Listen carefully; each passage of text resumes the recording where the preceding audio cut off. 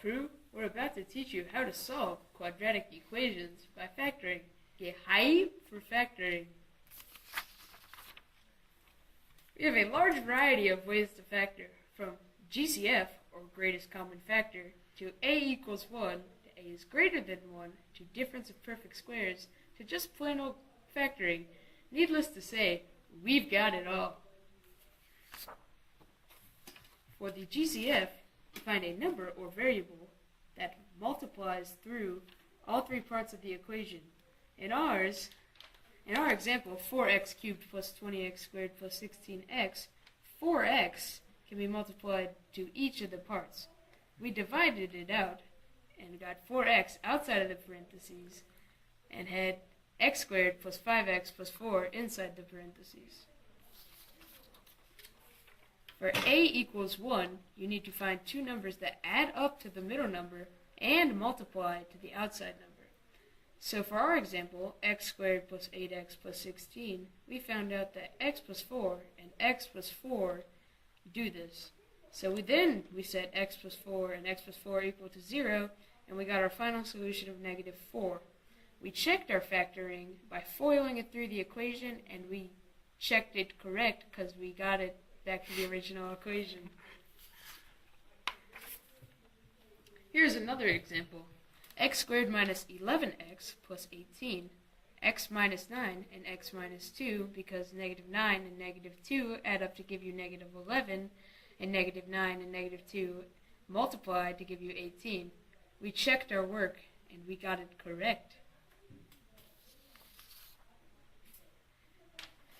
For a is greater than 1, we found the product of a and c, which is negative 15.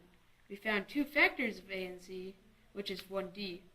Then you find the GCF of the two sets of parentheses, then you factor by grouping. We got 5d plus 1 and d minus 3, which checked out. For solving by factoring, we used an equation we already used in this video, x squared plus 8x plus 16, to show you how to solve. Earlier we got x plus 4 and x plus 4, and solving means you set it to 0 and you get your final solution, which is negative 4, because you solved the equation. For difference of perfect squares, we find the square root of each of the numbers in the equation. So the square root of x squared is x, which is put in the front of each of the parentheses. And the square root of 328,329 is 573, which leaves us with x plus 573 and x plus 573. And then we set them to 0, so we got x plus 573 equals 0 and x plus 573 equals 0. Then we subtracted 573 from both sides, which leaves us with x equals negative 573, which is our final solution on this question. For solving by factoring, we use the example we've already used, x squared plus 8x plus 16, to show you how to solve.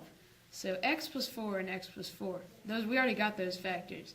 Then you have to set it to 0 and subtract the numbers by both sides so you get the opposite of what you had in your parentheses. So we finished with negative 4, although our factors were x plus 4 and x plus 4.